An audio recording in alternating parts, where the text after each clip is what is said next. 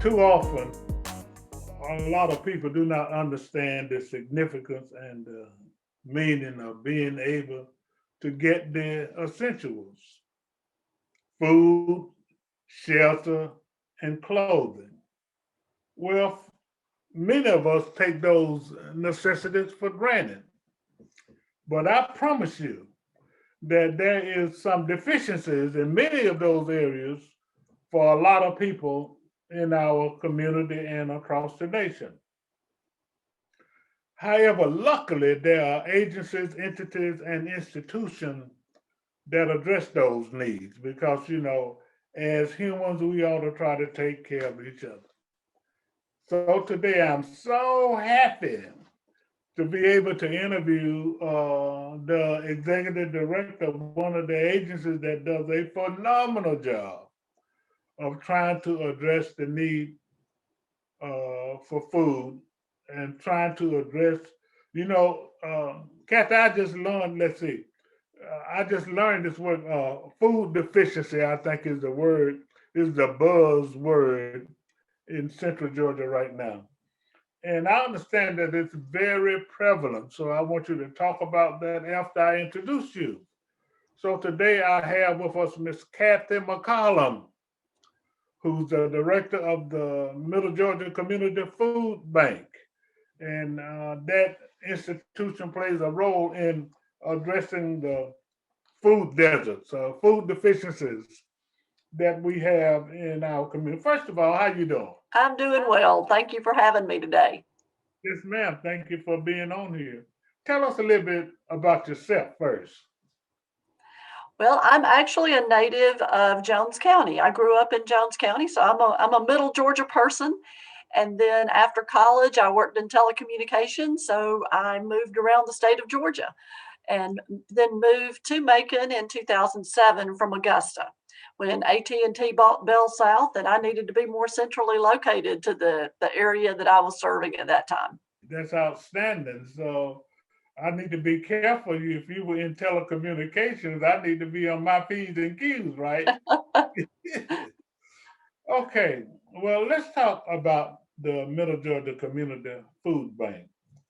When did it start and why did it start? Well, it started in 1981. So it's been around for a long time. I understand there were some folks in the community who became concerned that there were folks, neighbors of ours, who didn't have the food that they needed or the access to that food. So there were some wonderful folks back several decades ago who put this organization together, and then over time it's grown. It first was located in a smaller building on College Street, and it moved out to Mulgee East Boulevard several years ago, and so we have more space to be able to have a big warehouse here where we distribute all types of food out to people who need it in 24 counties. Okay, 24 counties. That's significant. So you're serving a large area. Well, where does the food come from? How do you get the food? That is a really good question. I'm fairly new here at the food bank, so I would have told you that a food bank just has canned goods, and that's not the case at all. We have a lot of canned goods, a lot of non-perishable food, but we also have a large cooler, so we can have dairy, eggs, cheese. We have a large freezer that has been added over the years, and so we have meats, and we're able to distribute a lot of different kinds of food. But to get to your question about where the food comes from, over 70% of it comes from the Department of Agriculture. It's USDA food, and so that comes to us as a donation from the federal government. So anytime those of us who are taxpayers want to complain about our taxes, I think this is one place we can feel really proud of what our tax dollars fund. It's because this food is coming to the food banks to be distributed. We also receive some funding through the state of Georgia through the SNAP program, that stands for Supplemental Nutrition Assistance Plan. It's basically the same plan that we think of as food stamps. So we have some food that way. We also receive grants to be able to purchase large quantities of food particularly during COVID, we've had incredible gifts that were given to us so that we could purchase more food. People who've been very philanthropic, who have wonderful resources, have donated that way. And then we have a lot of people and businesses and foundations in our area and outside of our area who give money. It could be $25 or it could be $25,000 to help us be able to purchase food that can then be distributed. Thank you very much. That's very good to know. Now, talk a little bit, if you would, Mr. McCollum, about the food deficiency is real. Because those of us who have the advantage of having a job or having income, of having sources and resources where we don't have to worry about our next meal, we don't have to worry about feeding our family, but that's not the case for everybody. So talk about how that scenario exists, that people really are hungry and there is a food deficiency. And then if it were not for agencies such as yours, I mean, it could be very, very devastating to families and individuals and children and seniors in our community. So just kind of address the fact that there is a real need for the services and the products that you provide. It is a real need. And I think that we can overlook the fact that food insecurity was an issue prior to the pandemic. That's the word And I was looking for, food insecurity. food Thank you. insecurity. Thank you for kindly thank you for kindly plugging that in. But that's what I was looking for. Food insecurity. Go ahead. Well, let's start a little bit with the definition of food insecurity. Because those of us, you're right, those of us who have resources and we can go to the grocery store and buy what we need, we typically don't think of this. So, food insecurity is not that people never have any food, it's a measure of whether people have the resources to get the nutritious food they need for their family to be healthy. And it's estimated that over 109,000 of our neighbors in our 24 county area are food insecure. Wow. That's a lot of people, a lot of families, a lot of children, a lot of seniors. That's a lot of people that you can think of going to bed hungry on some nights or eating food that's not particularly healthy choices for them. So that's what we attempt to address through our distribution. Yeah. That's. I think it's important that you mention that food insecurity also involves health and nutrition.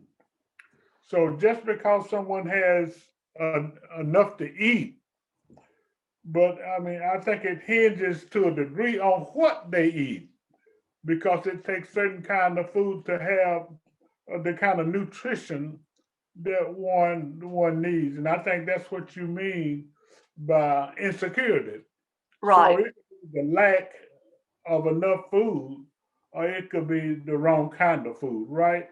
exactly. Okay. Were you gonna say something else? It's really interesting to see the different things that affect food insecurity. And particularly during the pandemic, we have people who find themselves food insecure that never had to face this before. If they were working in an establishment where their hours were cut or where their business closed down for a period of time, maybe went away after all these months of not being able to be to be active, then there a lot of people who are finding themselves in need of assistance for the first time, and they don't have the knowledge to navigate the system. We provide one of the services we provide that a lot of people don't know about is assistance in applying for SNAP benefits, for those food stamp benefits. If someone is unsure how to access that application or how to fill it out, they just need some help. We have someone here that can walk them through it and help them apply for those benefits, in addition to telling them where they can go to receive food assistance. That's outstanding.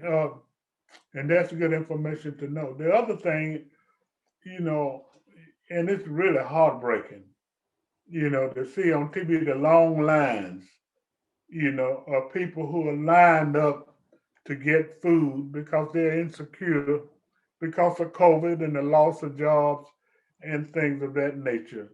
So, what is the process and what are the mechanics of getting the food to the people who need it?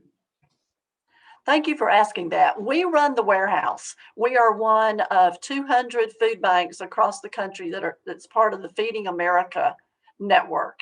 I don't think I was aware of Feeding America until I started looking at this position, and it was the beginning of the pandemic, and there were so many commercials on TV about Feeding America because that national organization has done a great job of keeping food insecurity center stage during these past few months. But we have the warehouse. So when you think about what we do, think big racks of pallets of food being moved around with forklifts and hauled by trucks coming in, coming out. We have about 170 partner agencies across our 24 county area. When I say these are partner agencies, they are the organizations that pick up food from here and then distribute it in their community. Many of these organizations are faith based. It could be a church, it could be a civic organization that is running a food pantry where people can go to get emergency groceries. It can be an organization that runs a soup kitchen where they provide hot meals, and we have some of those here. It can be more of the residential helping in all ways types of agencies. The ones that come to mind are Salvation Army, Rescue Mission, Loaves and Fishes, when we're thinking about right here in Bibb County. So all of those different types of agencies can become a partner here with us at the Middle Georgia Community Food Bank. So they can, for a very low rate that partially covers our cost of operations, they can receive food from those different sources that's come to us. And we strive to have healthy options for people so that they're getting fruits and vegetables, and they're getting meat and eggs and cheese and milk. So we have a lot of that coming in and going out. We've recently been able to capture all the information about those agencies where people can go and put those on our website. So we have a list by county of the organization, their address, their phone number, and probably the most important part, their days and hours of operation. So, if you're in Baldwin County and it's a Tuesday, what organization is able to help you that day or will be open in the morning or something like that. We have those also on our website. We have a map representation of that, so you can sort of zoom into your neighborhood and figure out what's close by.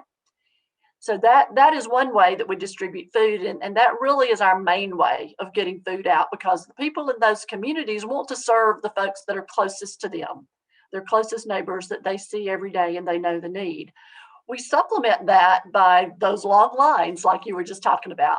We call those our mobile pantry food distributions, where one of our food bank trucks takes out a truckload of food, and we have some wonderful volunteers who are meeting us on site and packaging up that assorted box and bag of groceries that then they're giving the folks as they drive through. Because of COVID, we wanted to make sure everybody was safe. So people aren't getting out and walking up to pick up groceries anymore. They're driving through. And these are people who qualify for government food assistance. So they have to fill out a form for us to tell us their name, address, phone number, what county they're from, and how many people are in their household. And then they sign saying that their household income falls below a certain level for their size family. So that we're making sure that the people who are receiving the food are presenting themselves as someone who qualifies for this food assistance, because most of what we're distributing there does come from USDA.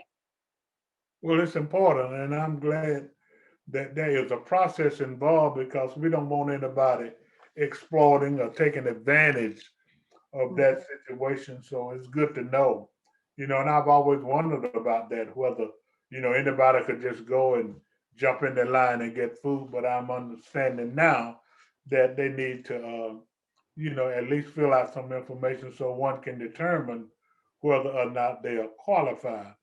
And I think it's also important, and now we don't want to forget it. We need to say it now, but we also need to say it at the end of the show about the website because based on what you said, there's a lot of information, you know, that one can get from the website as it relates to where they go and how to apply and things of that nature. So, what is that website? It's going to sound like a mouthful of alphabet soup, but it's the initials of our organization. It's mgcfb.org. And M that's M G C. GC, so Middle Georgia Community Food Bank. So the Yeah. first letter of each of those words, .org, O-R-G. So the easy way is to say the first letter in these words, Middle Georgia Community Food Bank.org, and Perfect. that should get them to there. Another place people can find out some information about us is our Facebook page. Social media is so important these days. Every Monday morning, we post on our Facebook page where our mobile food distributions will be for that week.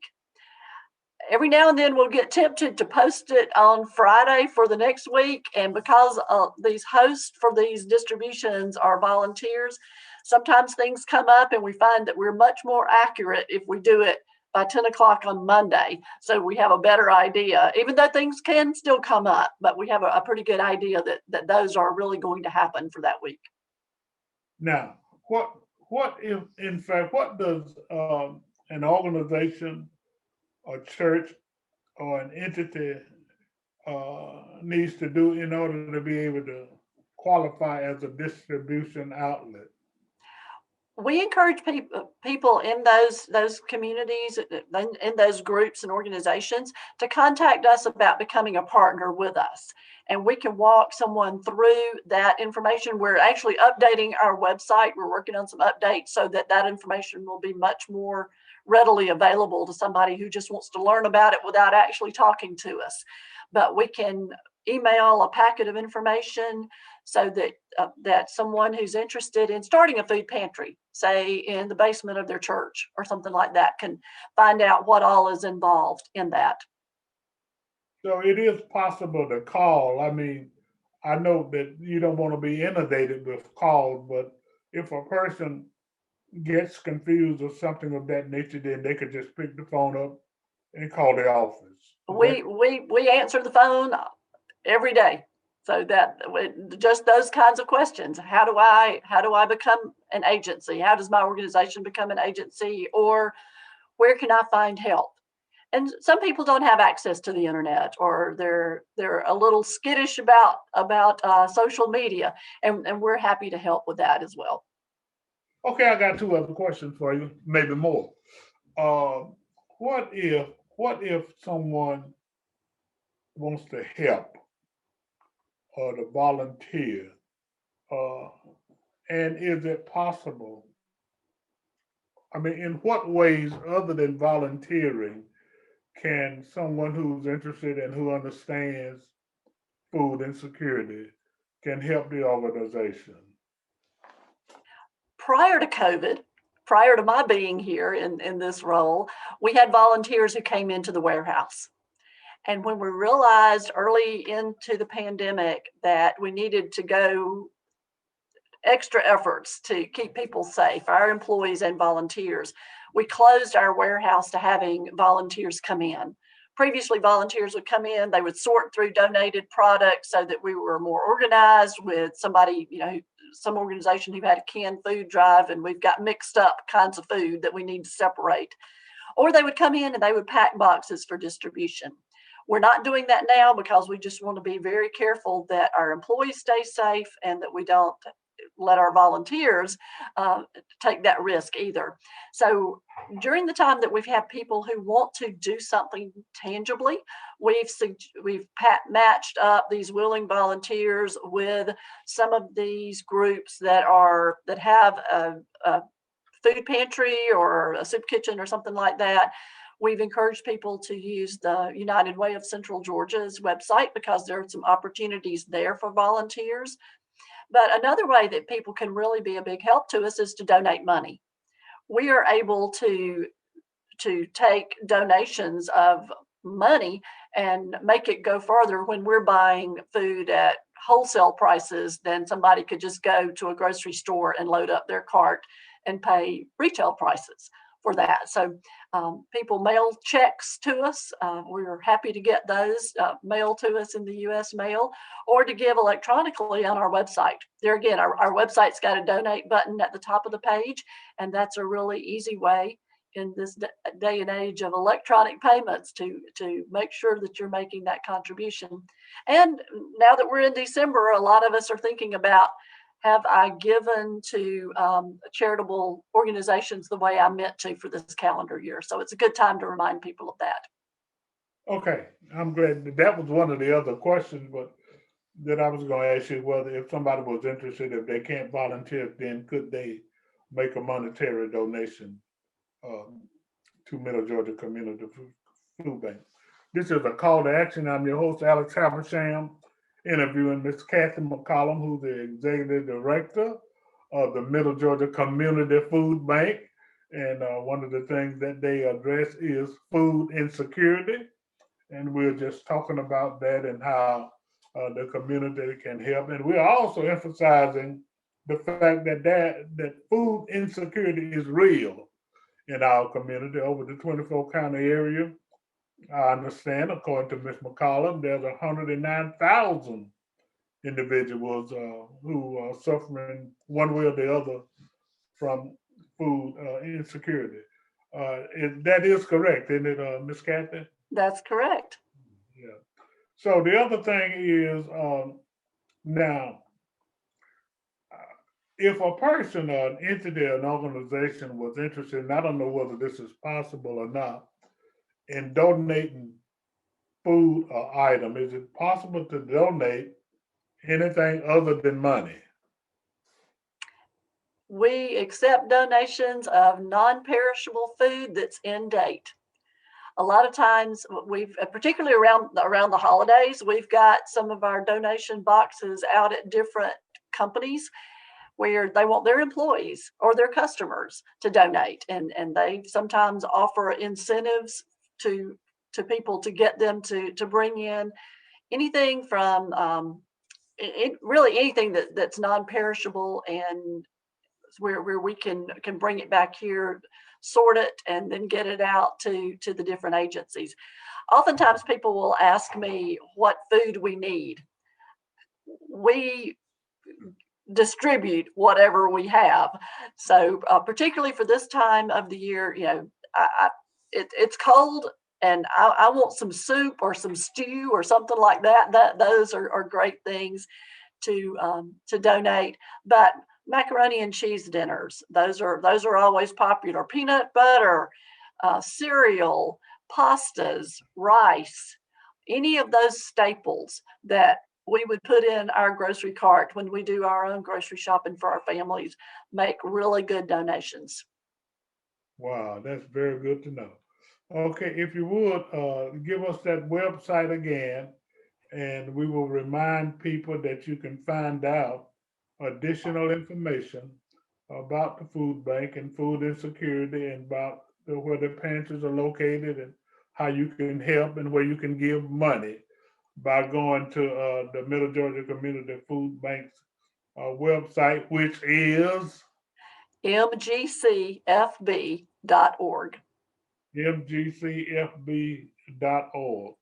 And of course, you can call, but since they are so busy distributing food, they would rather that you try to find it from the website and get the information off of the website. But just in case, and everybody is not computer savvy, So is there a number that they can call if in fact they want to, they need to just look it up?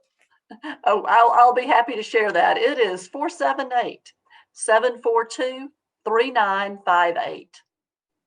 478-742-3958. Is there another way that a person can give or donate to the Middle Georgia Community Food Bank? We've had some inquiries of people who wanted to give to the Middle Georgia Community Food Bank in honor of their family and friends. So we've prepared a little gift card that a donor, after they give us the donation, they can request gift cards from us so they can mail out or put enclosed in a Christmas package, a holiday package. They can include that card that says a gift has been made in your honor to help our neighbors in need during the holiday season. So that's another good way. You just let us know either through an email or write a note on the check that you send, or give us a call, and we'll make that available to you. That's outstanding because I'm sure there are people out there who would want to do that. And you don't have to do any shopping. You can be very socially distanced while you're giving, while you're making that donation. Outstanding. 58. 478-742-3958, Middle Georgia Community Food Bank. This is a call to action. I'm your host, Alex Havisham, having interviewed Ms. Kathy Mccollum, the Executive Director of the Middle Georgia Community Food Bank. Thank you so much for what you're doing. I realize that food insecurity is real, and I realize the role that the Middle Georgia Community Food Bank is playing in our community. So, on behalf of the community, I appreciate you, your employees, the agricultural department, the pantries and the entities that help to distribute the food, the volunteers and everybody. Because like you said, food insecurity is real, and it's just filling an absolute void in our community, and we really appreciate it. You get the parting word, Ms. McCollum. Well, thank you. We have a wonderful team here. I was able to join the organization back in May, and I am just so impressed with how hard the people work here and the heart they have for the people that we're serving. This is a call to action. I'm your host, Alex Habersham, having interviewed Ms. Kathy McCollum, Executive Director of the Middle Georgia Community Food Bank. Have a great day. Hi, this is Alex Habersham, publisher of the Making Middle Georgia Black Pages. The way to be in the know and know what's going on in our community is to join our mailing list. Go to our website, www.makingBlackPages.com, and join our mailing list, and then you'll know what's going on because you'll be in the know. Join today. www.makingblackpages.com